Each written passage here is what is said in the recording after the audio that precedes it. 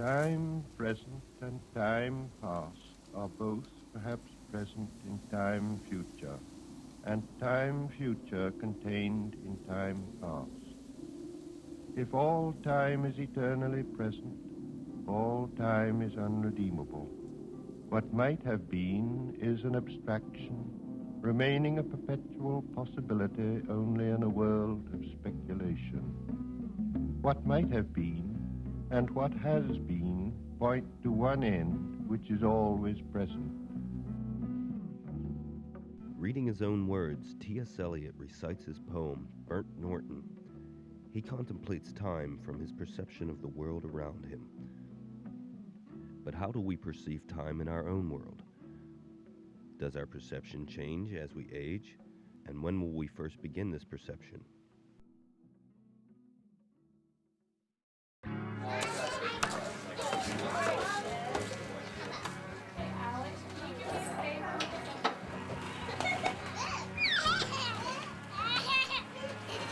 you know what a clock is?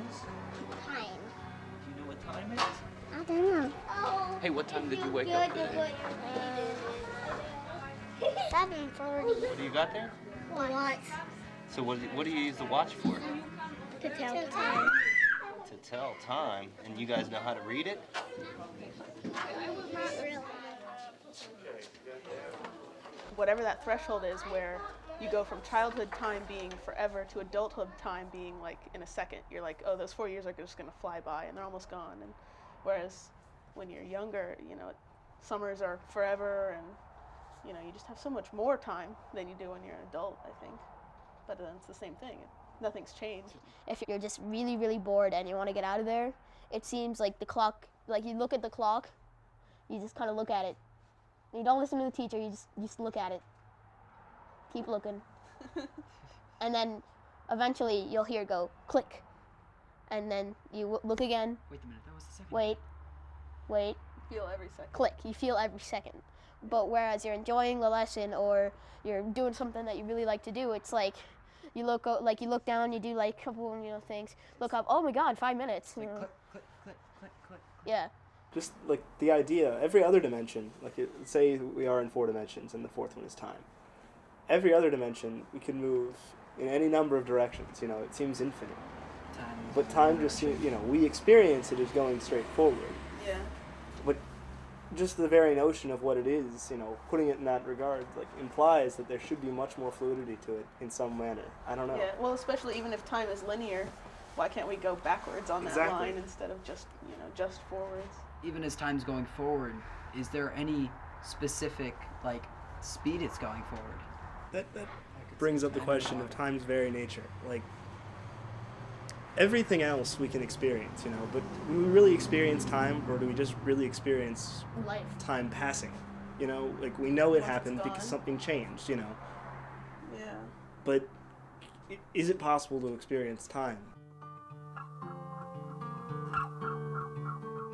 I think only time will really tell if we perceive time further or longer, because I don't know, we still have to age and stuff like that. And the whole point of the experiment of seeing if we do that is we have to age first. And it might not be that long away, but it's still, you have to wait. So come back to me in 10 or 20 years.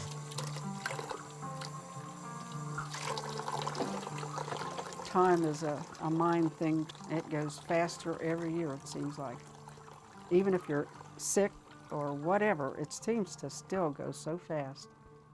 But as a teenager, that's a different story. You can't wait until you're old enough to get out on your own. And my dad wasn't a farmer. He worked in Weirton Steel. But we had enough land to support a cow and some chickens. And so we had to raise a garden, a cornfield. And when he planted the cornfield, he planted these enormous long rows, and we had to hoe that corn.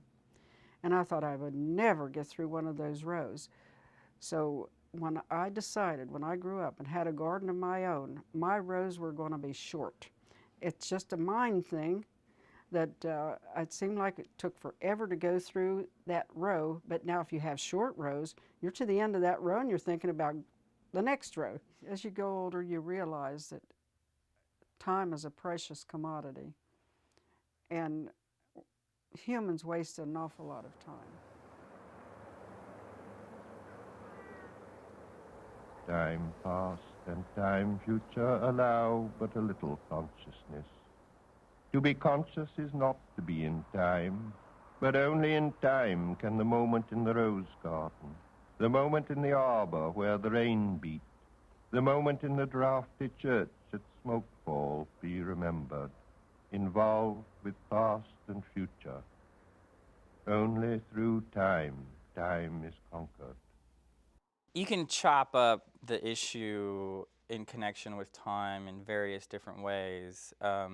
One very hot topic in the last 100 years or so in the debate among philosophers, and the debate is about whether time is more or less like space. So some people say time is more like space. Because time is a dimension. So, events can have different distances from each other. So World War II is about 30 years or so after World War I. The American Civil War was about 150 years ago. So you have different distances, in somewhat the way that you have different distances between spatial objects. You have different spatial distances. This is so distant, and so forth. Some people call it kind of derisively the spatial conception of time. But, and unfortunately, the terminology for it is just the B series. So you have events that are before and after each other. And that seems like an unchanging relationship. World War I is roughly 30 years before World War II, and it's still 30 years before World War II. And 50 years from now, it's still going to be 30 years before World War II, and so on into the future. It's kind of the unchanging perspective on time. People call it the B theory of time.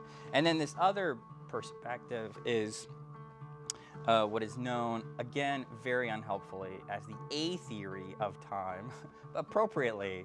And this is the dynamic conception of time. Time flows, time moves. That's the A theory, this idea that you've heard things like time moves like a river. There's this intuitive idea that time is genuinely passing, that now is the present moment, and now is the present moment. You get the idea, right? And the present moment is constantly moving and changing. So there's this kind of genuine intuitive notion of change that goes with the A theory, that it flows.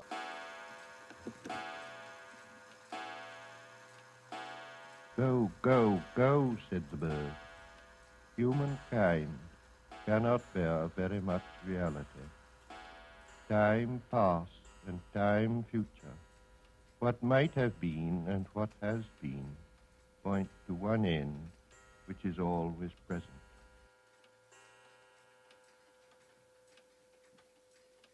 Each of these views has a wide variety of counterintuitive consequences. One is, if you think the B theory is true, time is like this fourth dimension of space. In God's eye view, it doesn't look like there's any movement here. Well, it doesn't look like there's time in this world at all, because time seems to essentially involve change. And it doesn't look like there's any change on this B theory, time is like space view. But on the converse side, with respect to the A theory, if you want to talk about time moving, and if we want to take that literally, that time really does pass, well, you might think, well, heck, if it passes, if it moves, then it moves at a particular rate. But then how do you measure motion, right? You measure motion with respect to what? Time. Measuring time with respect to time seems kind of weird. So you might think, in addition to time, you might think that you need this additional kind of time to measure, super time or hyper time, right?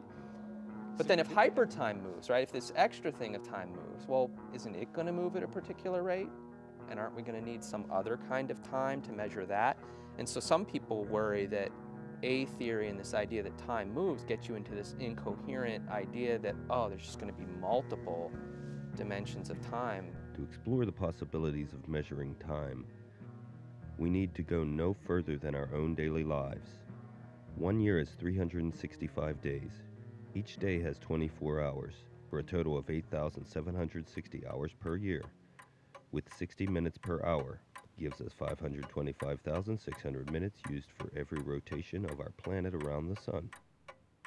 A clock is a measuring device because it measures time, and it measures it in the minutes and the hours.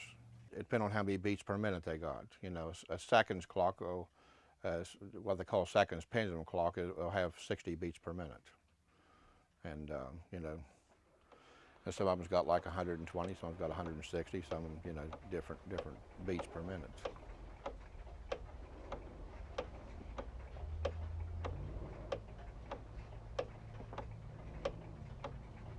These weights right here is for the time, the other one's for the strike.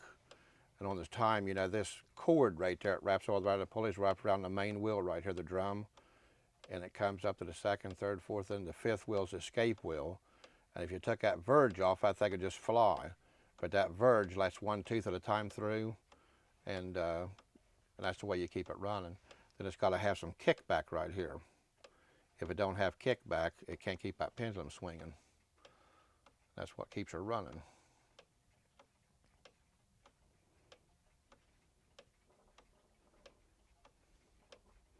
But they're awful old and brittle. And I tell people these old wooden work clocks, you're better off not to run them except for just every once in a great while. Because, you know, you get something like this as old as it is, 175 to 200 years old on some of them, it's not a matter of if they'll break, it's just a matter of when they're going to break.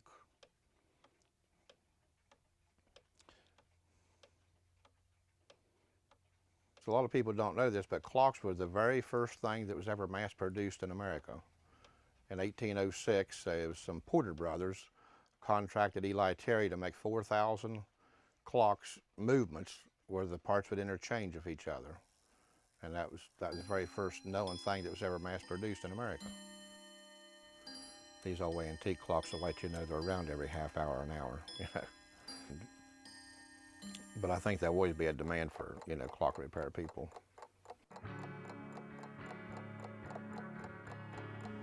According to the Oxford Dictionary, the word time is the most often used noun in the English language, which just reflects our relentless binding to something we have been unable to put our finger on. But no matter how we spend our time, we are still spending it, never able to gain it back. Therefore, every second is precious and we should spend it wisely. Say that the end precedes the beginning, and the end and the beginning were always there, before the beginning and after the end, and all is always now. Words strain, crack, and sometimes break, under the burden, under the tension, caught in the form of limitation between unbeing and being. Sudden in a shaft of sunlight, even while the dust moves, there rises the hidden laughter of children in the foliage. Quick now, here, now, always. Ridiculous, the waste, sad time, stretching before and after. Given the fact that I think there's little agreement about how best to proceed to answer these questions, and given the fact that the questions themselves are very, very hard, yeah, I think we're going to be talking about it for a long time.